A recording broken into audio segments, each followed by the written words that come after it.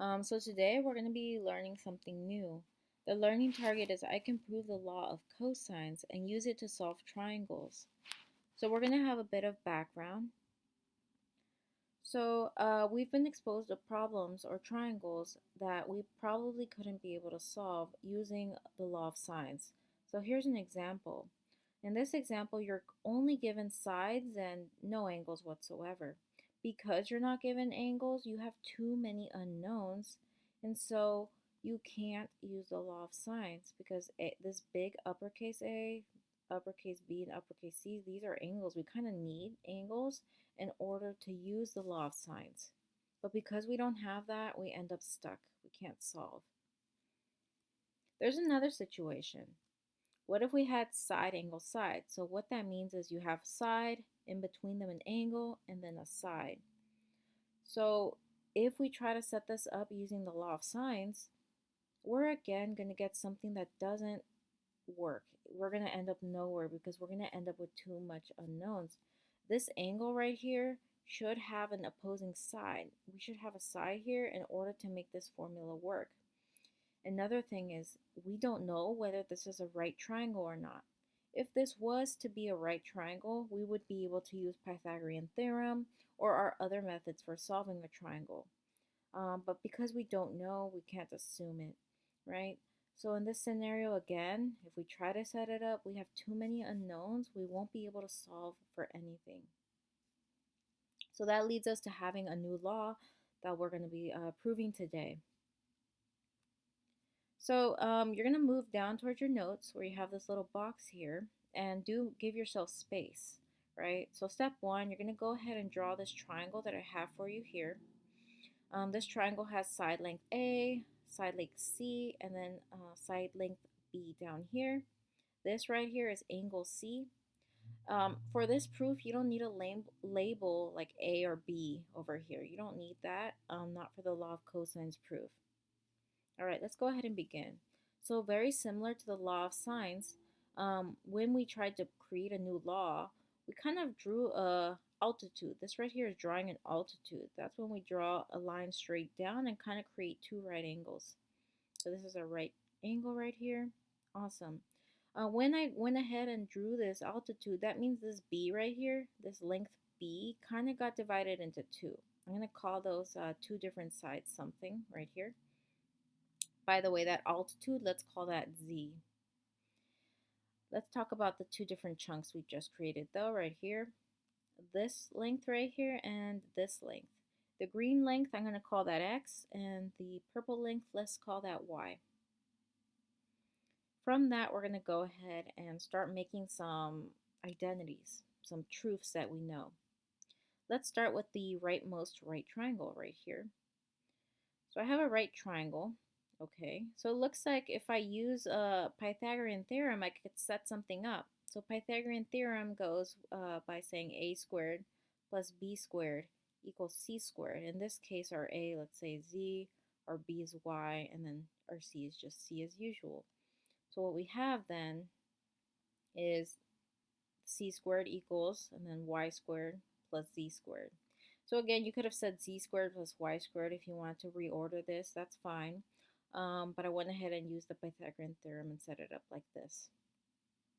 All right, so now I look at this equation, cool, it makes sense. The only issue is if we want to use this to prove or to solve a triangle, we can't have y or z. Z we won't always have, and y is just kind of half of side B. We kind of want an equation that has side lengths A, C, and B in it, and then maybe that angle C that we're given. So we need to get rid of the y and the z. How we're going to do that is we're going to go to the side, and I'm going to use the space down here. So try not to, use up the space, but I'm going to use the space right here to draw up some more truths so that this equation can be used to solve a triangle. Okay, so let's see. Let's take care of the y first. So I know y is right here. I know that x plus y equals the total length b. So I'm going to set up this equation. So I know that x plus y is equal to b. Cool. I highlighted the y in purple because my intention is to solve for it. So I'm going to go ahead and get y by itself by subtracting x from both sides of the equal sign. This x and this x will cancel out. So then you have y is equal to b minus x. Great. So we solved for y. We have some truth, and it kind of involves side b, so that's good. Now we're going to go take a look here. So z. Okay, we got to get rid of the z as well. Well, if we look right here, let's look at the leftmost right triangle right here. So this right here is a right triangle, the thing I'm outlining. Because if you have a 90-degree right here, then this side will also be 90 degrees. So what I could do, I could say x squared plus z squared equals a squared from the Pythagorean theorem. So x squared plus z squared equals a squared. Awesome. So again, I highlighted the z squared in red because I want to solve for it. So I'll subtract x squared from both sides to get that z by itself. I go ahead and cancel this out. So I have that z squared is equal to a squared minus x squared.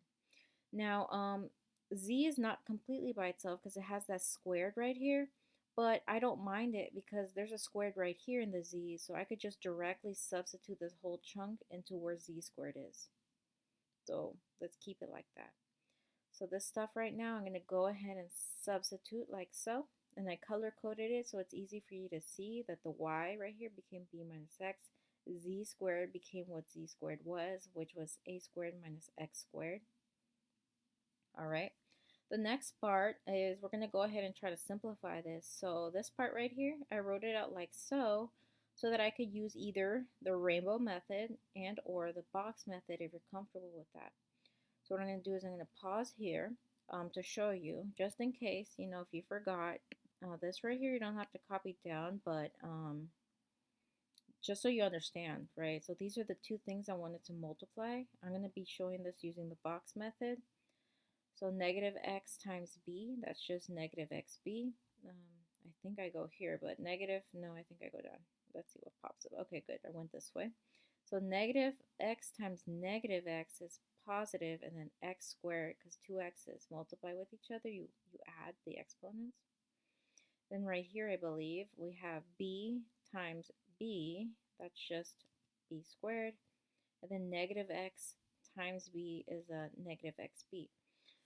Once you have this box method, usually these diagonals kind of add up. See these xb, xb? They're like terms, so we can add them. So negative xb minus xb. Think of it like this, like negative 1 minus 1. Or if you have negative 1 point and you have another negative 1 point, you're down negative 2 points. So what we have here is negative 2xb. So see there, I got my b squared. I got my negative 2bx or xb. I just moved the b in front because, you know, b comes before in the alphabet. And then the last thing, which is the plus x squared. That's a plus x squared. All right. Let me know if anyone has any questions on that. Good. So I'm going to go back to my proof. That was just showing the y's of it. Let's go back to it. Back to where we were. So we got some of this. And we're up to here. This was a plus.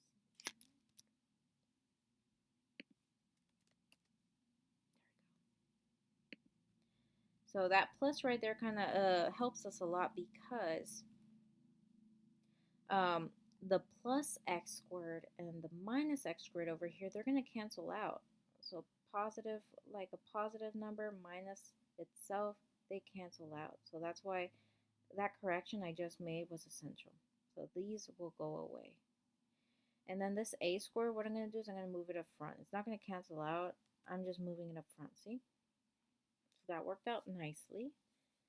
Okay, cool. So we have side length A, good. Side length B, good. I have B. This x is a problem. Again, we want an expression that has only A, B, C, and then angle C in it. So I got to do something about this x. So what can I do? So I'm looking at this problem. Okay, let's try to do something with this angle C. So because this is law of cosines, let's use cosine. So according to SOHCAHTOA, Ka, AH, so cosine is adjacent over hypotenuse, right? So here, this x is adjacent to angle C. So this is my adjacent. Of course, this A right here is hypotenuse because it's opposite of the right angle. So basically what we can do is set up an equation saying that cosine of C is equal to adjacent, which is x, over hypotenuse, which is A. Here's our setup. And then I went over here and I kind of color coded the x because the x is going to become something from this formula. So let's go ahead and solve for x. We multiply a both sides. These a's cancel out. So that I have x is equal to a cosine c. Awesome. So now this baby blue part, I'm going to substitute right here in this baby blue part. Okay, we're almost there. Now what I'm going to do is we're going to rearrange this because it's all multiplied together. This is all multiplication. I'm going to move the a in front. Again, it comes first in the alphabet, like so. So that kind of makes it a nice, cleaner equation. So here is the law of cosines, everyone. C squared equals a squared plus b squared. This part kind of looks like Pythagorean, right? So it's nice to kind of memorize. The only kind of new part is this part. Minus 2ab cosine angle C. And the angle, cosine angle C appears to be in between A and B there. So it gives us a new tool to solve. Law of cosines. So make sure you write down the exact law, and then I'll move on to the next video where I show you an example of how to use this new law to solve for like the ones that I showed you before. Like how do I solve when I only have side, side, side? How do I solve a triangle when I have side, angle, side? And the law of sines is not working. All right, have fun.